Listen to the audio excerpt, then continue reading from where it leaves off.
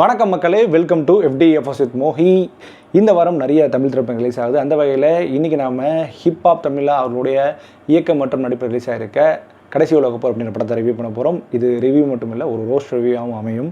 And இந்த படத்தை மேலும் லீட் பண்ணியிருக்காங்க அநேகா அவர்கள், ஹரிசுத்தமான் அவர்கள், நட்ராஜன் அவர்கள் பண்ணியிருக்காங்க. அண்ட் நாஷா அவர்கள், முனிஷ்காந்த், சிங்கம்புலி அவர்கள் நடிச்சிருக்காங்க. அண்ட் இந்த படமானது உலகப்போரை மையப்படுத்தி எடுக்கப்பட்ட ஒரு படம். ஸோ இந்த படத்தினுடைய டீட்டெயில் ரிவ்யூக்கு போகிறதுக்கு முன்னாடி இந்த ரிவ்யூ ஆனது உங்களுக்கு பிடிச்சிருந்தா மறக்காமல் லைக் பண்ணுங்கள், கமெண்ட் பண்ணுங்கள், ஷேர் பண்ணுங்கள், சேனலை சப்ஸ்கிரைப் பண்ண மறந்துடாதீங்க. வாங்க நாம ரிவ்யூக்கு போகலாம். கடைசி உலகப்போர் இந்த படத்தினுடைய கை சுருக்கம் என்ன அப்படின்னு கேட்டிங்கன்னா, ஐநா பொதுக்குழு கூட்டம் நடக்கிற இடத்துல பார்த்திங்கன்னா சைனாவும் ரஷ்யாவும் வெளியே வந்தது. எங்களுக்கு இந்த கூட்டமே பிடிக்கல, எங்களுக்கு ஃபேவராக இந்த விஷயம் அப்படின்னால சைனாவும் ரஷ்யாவும் வெளியே வந்து அவங்க ஒரு யூனியன் ஆரம்பிக்கிறாங்க. அதுதான் ரிப்பப்ளிக். ஸோ ரிப்பப்ளிக்கு இந்தியாவும் ஜாயின் பண்ண சொல்கிறாங்க. இந்தியா ஜாயின் பண்ணுவாங்க. அதனால் கோவப்பட்டு என்ன பண்ணுறாங்கன்னா, இந்த ரிப்பப்ளிக் யூனிட் இந்தியா மேலே பாம்பு பிளாஸ்ட் பண்ணுறாங்க. நிறைய இடங்களில் ஆட்டோம் பாம்ஸ்லாம் போட்டுறாங்க. ஸோ போட்டு ஒரு சில இடங்கள்லாம் அழிஞ்சிருது. அதில் தமிழ்நாடு உட்பட அழிஞ்சிருது. ஸோ அதனால் இங்கே ஸ்ரீலங்காவும் இதில் கூட்டணியாக இருக்குது ரிப்பப்ளிக் டீமு. ஸோ அந்த ஸ்ரீலங்கா ஒரு சில டீம்ஸ்லாம் பார்த்திங்கன்னா தமிழ்நாட்டில் ஊடுருவி அந்த தமிழ்நாடை அதாவது ஆதிக்கம் பண்ணிடுறாங்க. இது இந்தியாவே கிடையாது இனிமேல், ரிப்பப்ளிக் அப்படின்ற யூனியன் தான் இனிமேல் அப்படின்ற மாதிரி ஆதிக்கம் பண்ண ஆரம்பிச்சிடுறாங்க. ஸோ ரிப்பப்ளிக்லேருந்து எப்படி இந்தியா மீனெடுத்தாங்க அப்படின்றத அந்த படத்தினுடைய கதையை. இதில் ஹிப்ஹாப் பாதிக்கு என்ன வேலை அப்படின்னு கேட்டிங்கன்னா, ஹிப்ஹாப் பாதி பார்த்திங்கன்னா ஒரு அமைச்சரோட பொண்ணை லவ் பண்ணுறாரு. அந்த பொண்ணு அமைச்சர் உடம்பு சரியில்லாத இந்த பொண்ணு தான் லீட் பண்ணுது. அப்போ ஒரு ஐடியா கொடுக்குறேன், நீங்கள் எஜுகேஷன் சிஸ்டத்தை ஃப்ரீ பண்ணுங்கன்னு சொல்லி சொல்கிறாங்க. அப்போ இங்கே அந்த அமைச்சரோட மச்சான் பார்த்தீங்கன்னா நம்ம நட்ராஜன், அவர் பெரிய பெரிய கீ, அதாவது இவர் தான் எல்லாத்தையும் ரோல் ப்ளே பண்ணுறது. நீ இங்கே போ, நான் இங்கே போ, காசு அந்த மாதிரி பிளாக் மணி எல்லாத்தையும் ட்ரேட் பண்ணுறது ஃபுல்லாக இவர் தான். இவரோட பிளாக் மணி ஒரு பக்கம் ட்ரேட் ஆகி துறைமுகத்தில் இருக்குது, அதையும் மீட்டெடுக்கணும் அப்படின்ற மாதிரி இந்த ஏகப்பட்ட படத்தில் நிறைய கதை லேயர்ஸ் வருது. இதில் நம்ம எந்த லேயரை ஃபாலோ பண்ணுன்றதும் ஒரு பிரச்சனையாக ஆகுது. சரி, இதில் இவர் சொல்ல வர்றது என்ன அப்படின்றது தான் இந்த கருத்து. அதாவது ஒரு குண்டு போட்டால் தான் நம்மளுக்கு மனிதநேயம் வரும், இல்லைனா மனிதநேயம் வராது அப்படின்ற மாதிரி. அதாவது என்ன காசு பணம் இருந்தால் கூட சரி, ஒரு குண்டு போட்டதுக்கப்புறம் பாருங்கள் எல்லாமே போச்சு, இதனால் இதை வச்சு நம்ம வாழ போகிறது, இதுதான் நம்மளுக்கு வாழ்க்கை அப்படின்ற ஒரு மனிதநேயத்தை சொல்கிறாரு. ஓகே, அந்த ஒரு அட்டம்ப்ட்டு பாராட்டியே தீரலாம். ஸோ ஆக்சுவலி இது ஒரு எக்ஸ்பெரிமெண்டலாகவும் ஒரு ஃபேண்டசியாகவும் கிரியேட் பண்ணியிருக்காங்க. ஏன்னா 2028 இந்த மாதிரி இப்படி ஒரு விஷயங்கள் நடந்தால் என்ன ஆகும், இதனால் மனிதநேயம் எப்படி இருக்கும் அப்படின்ற ஒரு விஷயத்துக்கு பாராட்டுகள் கொடுக்கலாம். ஆனால் அதுக்கான ஸ்க்ரீன் பிளே அமைஞ்சிருக்கா அப்படின்னு கேட்டிங்கன்னா அது சுத்தமாக இல்லை. ஸ்க்ரீன் பிளே கண்ணாபின்னான்னு இருக்குது. அதாவது நம்ம எதை ஃபாலோ பண்ணணும் அப்படின்ற ஒரு மைண்ட் செட்டுக்கே நம்ம உள்ளே போக முடியாது. ஏன்னா படத்தில் 2-3 லேயர்ஸில் கதை, முக்கியமாக ஃபஸ்ட் ஹாஃபில் 2-3 லேயர்ஸில் கதை போகுது. ஒரு ரன்னிங்கான மியூசிக் நடக்குது. ஒரு கிறிஸ்டோபர் நோலன் படத்தில் வர மாதிரி மியூசிக் ரன்னிங்லேயே இருக்குது. ஐ மீன் கம்பேர் பண்ணல. ஸோ இது மாதிரி ரன்னிங்லேயே மியூசிக் இருக்குது, ரன்னிங்லேயே ஸ்டோரிஸ் இருக்குது, அடுத்தடுத்துன்னு போயிட்டுருக்கு. ஆனால் அதெல்லாம் சுவாரஸ்யமான ஃபேக்டர் உண்டாகுது அப்படின்னு கேட்டிங்கன்னா அது சுத்தமாக இல்லை.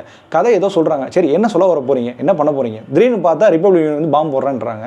என்ன ரீசனுக்காக பாம்பு போடுறாங்க அப்படின்றது சுத்தமாக அது பெருசாகவும் எழுதப்படலை. அப்படி சொல்லியிருந்தால் கூட இதெல்லாம் ஒரு காரணமாக அப்படின்ற மாதிரியும் கேட்க தோணுது. அது மாதிரி அதாவது இந்த வடிவேலு காமெடி ஒன்று வரும், அதாவது ஏண்டா இத்தனோண்டு காக்க ஆயின்றதுக்காக இவ்வளோ பெரிய கலவரமா அப்படின்ற மாதிரி தான் இந்த கதையும் இருந்தது. ஸோ பொருளாதாரம் பிரச்சனை ஓகே, அதெல்லாம் ஓகே. இவங்க இந்த யூனியனில் சேரலையா, அதனால் பாம்பு போடுறாங்களா, மற்ற நாடுகள்லாம் சும்மா இருப்பாங்களா? இது நம்பகத்தன்மை இல்லாத ஒரு கதைகளமாக அமைகிறது. அதுதான் முக்கியமான ஒரு விஷயம். நீங்கள் சொன்ன மனிதத்துக்காக எடுக்கப்பட்ட கான்செப்ட் தானே தவிர, ஆனால் கதைக்களம் சுத்தமாக நம்மளை அட்ராக்ட் பண்ணுற மாதிரியான எந்த ஒரு சீக்வன்ஸும் இந்த படத்தில் அமையலை. முக்கியமாக ஒன்ஸ் செகண்ட் ஹாஃப் ஸ்டார்ட் பண்ணதுலேருந்து பார்த்தீங்கன்னா, செகண்ட் ஹாஃப் பார்த்தீங்கன்னா ஒரு திடீர்னு பார்த்தா ஒரு இடத்த வேற ஒரு தடவை காட்டுறாங்க. இவர் தான் இந்த ஊட்டி பக்கத்தில் இருக்கிற இந்த இடத்த இவர் தான் காப்பாற்றி எடுத்திருக்காரு, இங்கே தான் மக்களை தங்க வச்சுருக்காரு. அதாவது அந்த உலகப்போரில் அழிஞ்ச சில மக்கள்லாம் பார்த்திங்கன்னா மீட்டெடுத்து நம்ம இப்போ பாதி தான் தனியாக ஒரு கிராமம் மாதிரி உருவாக்கி இதுலேருந்து யாரும் வெளியே போகக்கூடாது அப்படின்னு பாதுகாத்து வச்சுருக்காரு. சாப்பாடு இப்படி எல்லாமே இங்கே தான் கிடைக்குது அப்படின்னு சொல்கிறாங்க. அதுவும் சுத்தமாக நம்புற மாதிரி இல்லை. திடீர்னு பார்த்தா நட்டி நான் போய் அவங்களுக்கு போய் இன்ஃபர்மேஷன் வாங்கிட்டு வரேன், ப்ளூ பிரிண்ட் எடுத்துகிட்டு வரேன், அதாவது அந்த ரிப்பப்ளிக் யூனியன் இருக்கிற இடத்துல போய் எடுத்துகிட்டு வரேன்னு சொல்லிட்டு அசால்ட்டாக ஒரு எல்லை மாதிரி இருக்குது, அந்த எல்லையிலேருந்து கீழே போய் உள்ளே போய்ட்டு வந்துடுறாரு. என்னங்க அது? அதெல்லாம் பார்க்கும்போது அவ்வளோ சிரிப்பாக இருந்தது. ஏன்னா எல்லையில் ஆளுங்களே இருக்க மாட்டாங்களா, இல்லை எதுக்கு தான் இவ்வளோ பெரிய ரிப்பப்ளிக் யூனியன்றாங்க, அது ஒரு எல்லையில் ஆள் இருக்க மாட்டாங்க, ஒன்று பண்ணுவாங்க. இவங்க பார்த்தா ஈஸியாக அட்டாக் பண்ணுவாங்க. திடீர்னு தலைவன் பார்த்தா நட்ராஜ் பார்த்தா திடீர்னு அவரும் வராரு. ஆக்சுவலி இந்த படத்தில் ஹீரோ பார்த்திங்கன்னா நட்ராஜன் தான். ஹிப்ஹாப் பாதியே இந்த படத்தில் எங்கன்னு தேட்டுற மாதிரி தான் இருக்குது. ஏன்னா நட்ராஜா படம் ஃபுல்லாகவே நரேட் பண்ணுறாரு. ஸோ அவரே வேறு சொல்கிறாரு, இந்த படத்தில் நான் இருக்கேன், ஆனால் இவர் தான் ஹீரோ அப்படின்றாரு. ஆனால் ஹீரோவே எங்கே இருக்கான்னு தெரியல, இந்த மாதிரி தான் படம் ஃபுல்லாகவே. ஸோ அண்ட் மோர் ஓவர் பார்த்திங்கன்னா ஸ்க்ரீன் பிளே செகண்ட் ஹாஃபில் ரிஷிகாந்த்னு ஒரு கேரக்டர் கொண்டு வந்தாங்க. அது ஒரு இரிட்டேட்டிங்கான கேரக்டர். அது எதுக்காக வச்சுருக்காங்கன்னு எனக்கு தெரியல. ஸோ அந்த இரிட்டேட்டிங் கேரக்டரை வச்சு படத்தை எந்த அளவுக்கு டேமேஜ் பண்ணணுமோ படத்தை டேமேஜ் பண்ணிகிட்டே இருந்தாங்க. நிறைய சீக்வன்ஸ்லாம் நம்பகத்தன்மையே கிடையாது. திடீர்னு மெட்ரோவில் பிளாஸ்ட் பண்ணுறாங்க, திடீர்னு பார்த்தா இந்த வானத்தில் என்னென்னமோ வெடி வெடிக்குது, திடீர்னு பார்த்தா ஃபயர் கிராக்கர்ஸ் வச்சு விளாண்டுட்டு இருக்காங்க. ஒரு ஸ்க்ரீன் பிளே வந்து ஒரு லாஜிக்காக போகணும். அதில் ஒரு லாஜிக்கே இல்லாத ஒரு ஸ்க்ரீன் பிளே. ஒரு படைபலமே ஸ்ரீலங்காலேருந்து உள்ளே வருது நம்மளை அட்டாக் பண்ணுறது. ஒரு பெரிய படைபலம் வருது, ஆனால் இவங்க வந்து அசால்ட்டாக ஒரு 20-30 வந்து அசால்ட்டாக அடிச்சு போட்டுறான்ற மாதிரி காட்டுறாங்க. இதில் வந்து தேசப்பட்டு இருக்கிற மாதிரி ஒரு சில விஷயங்கள் காட்டுறாங்க. ஆனால் நமக்கு தேசப்பட்டு சுத்தமாக இந்த படம் பார்க்கும்போது வரவே இல்லை. நான் பார்க்கும்போது ரோகிணியில் பார்க்கும்போது ஆதியனோட சிசுக்கள் வந்து இந்த படம் பார்க்க வந்தாங்களோ ஒரே கத்திக்கிட்டே இருந்தாங்க. ஆனால் எனக்கு ஒன்றுமே ஃபீல் ஆகலை. இது வந்து இன்னொரு விஷயம் சொல்லிக்கிறேன், நீங்கள் போய் ஃபஸ்ட் ஷோ போய் பார்க்குறீங்கன்னா அதில் முக்கால்வாசி வந்து அவங்க தான் டிக்கெட்டை பிளாக் பண்ணி வச்சிடுறாங்க. அதாவது ஒரு 100% டிக்கெட் இருக்கிற இடத்துல ஒரு 80 to 90% அவங்க பிளாக் பண்ணி வச்சுருக்காங்க. கடைசியில் இருக்கிற 2 ரூபா மட்டும் தான் அதில் புக் பண்ண ஆள் தான் நான். ஸோ அது மாதிரி பிளாக் பண்ணி வச்சுட்டு அவங்களே பேசி அவங்களே கத்திக்கிறாங்க. அதனால் என்ன நினைப்போம், நம்ம படம் நல்லா இருக்குன்னு நினைப்போம். ஆனால் அதுதான் உண்மை இல்லை. ஸோ நீங்கள் வந்து ஒரு ஜென்ரல் ஆடியன்ஸாக இருந்தீங்கன்னா நீங்கள் ஃபஸ்ட் ஷோ தாண்டி வர ஷோஸை மட்டும் நீங்கள் பார்த்தீங்கன்னா உங்களுக்கு தெரியும் படம் புரியுதா இல்லையான்னு. அண்ட் ஓகே, இந்த படத்தில் நடிக்கப்பட்ட நடிகர் எல்லாமே நடிச்சிருந்தாலும் யாருக்குமே பெருசாக ஸ்கோப் இல்லை, எக்ஸப்ட் நட்ராஜ் தவிர. நட்டியை தவிர்த்து இப்போ யாருக்குமே எந்த ஒரு ஸ்கோப் இல்லை. ஈவன் இப்போ பாதி கூட இந்த படத்தில் பெருசாக ஸ்கோப் இல்லை. அவர் வந்து இந்த படத்தில் வந்து ரொம்ப லைட் வெயிட்டாக நடிக்கிறாரு, லைட் வெயிட்டாக போகிறாரு. அவருக்கு பெருசாக ஸ்கோப்பே இல்லை. இவர் தான் ஹீரோன்னு சொல்கிறாங்கன்னா ஹீரோக்கான ஒரு ஸ்கோப்பே இல்லாத மாதிரி இந்த படம் ஃபுல்லாக நடத்திட்டு வராங்க. அதுவும் ஒரு ஏமாற்றுத்தன்மை.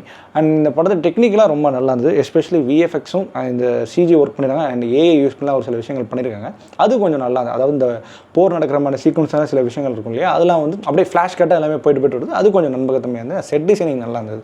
அது அப்புறம் வந்து ஆதியலோட பின்னணி இசை இதில் 2-3 பாடல்கள் வருது. அது என்ன பாடல்னு நமக்கு சுத்தமாக புரியவே இல்லை. மியூசிக் ஓகே ரகமாக இருந்தது. அண்ட் இந்த படத்தில் வந்து எதுக்கு போர் அப்படின்ற கான்செப்ட் எனக்கு இப்போ கூட ஒரு ஸ்ட்ராங்காகவே நம்பகத்தன்மையாகவே இல்லை. அதுக்கான காரணமும் சரியாக புலப்படவும் இல்லை. அண்ட் இவரை வந்து திடீர்னு பார்த்தோம்னா, அதாவது ஒரு பாம் பிளாஸ்ட் நடக்குது, ஒரு கூட்டணி பிரச்சாரம் நடந்துகிட்டு இருக்க இடத்துல வந்து அநேகாவும் இவங்கள போய் நிற்கிறாங்க. அப்போ வந்து பாம் பிளாஸ்ட் பண்ணிட்டு அங்கேருந்து இவர் வந்து மயக்கம் போட்டு விழுந்து கிடக்கிறாரு. மயக்கம் விழுந்து இவரை தூக்கிட்டு போய்ட்டு இவர் வந்து தீவிரவாதின்னு சொல்லிட்டு அரெஸ்ட் பண்ணுறாங்க. என்னங்க இது, எதுங்க சம்மந்தமாக இவரை போய் அங்கே சண்டை போட்டவங்க என்னென்னமோ பண்ணவங்களாம் வந்து அவனும் ஈஸியாக போட்டாங்க. இவரை வந்து ஈஸியாக வந்து தீவிரவாதின்னு சொல்லிட்டு அரெஸ்ட் பண்ணி வச்சிடுறாங்க. ஸோ இது மாதிரி படத்தில் நிறைய விஷயங்கள் வந்து எதுவுமே நம்புகிற மாதிரி இல்லை. ஒரு நல்ல அட்டம் பண்ணியிருக்காங்க. அதுக்கான ஸ்க்ரீன் பிளே கொடுத்தா ஆக்சுவலி நல்லா வந்திருக்க வேண்டிய படம். ஆனால் ஸ்க்ரீன் பிளே வந்து இது கமர்ஷியல் படம் தானே, அப்படி நல்லா காமெடியை போடுவோம், பாட்டை போடுவோம். நல்ல வேலை ஹீரோயினுக்கு பெருசாக லவ் சீன்ஸ் பெருசாக ஒர்க் அவுட் காட்டலை, அது ஒர்க் அவுட் ஆகலை, அது அடுத்த விஷயம். ஸோ அது மாதிரி எதுவுமே திணிக்காமல் ஒரு விஷயம் பண்ணியிருக்காங்க. ஓகே, இவ்வளோ சொல்லிட்டேன். இதுக்கு மேலே உங்களுக்கு வந்து படம் பார்க்கணுமா வேணாமான்றது நீங்கள் டிசைட் பண்ணுங்கள். என்னை பொறுத்த வரைக்கும் இது வந்து ஒரு ஆவரேஜ் மூவி, ஒரு அட்டம்ப்ட்டு. ஆனால் அந்த அட்டம்ப்ட்டு சரியாக ஒர்க் அவுட் ஆகலை. ஸோ ஒரு ஆவரேஜான மூவி. இந்த படத்துக்கு நம்ம கொடுக்கக்கூடிய ரேட்டிங் 5க்கு 2.5. ஓகே மக்களே, இந்த ஒரு ரிவ்யூ பிடிச்சா நம்புறேன். இந்த ரிவ்யூ பிடிச்சா மறக்காம லைக் பண்ணுங்கள், கமெண்ட் பண்ணுங்கள், ஷேர் பண்ணுங்கள், சேனலை சப்ஸ்கிரைப் பண்ண மாதிரி. And stay with me FDFS with மோகி.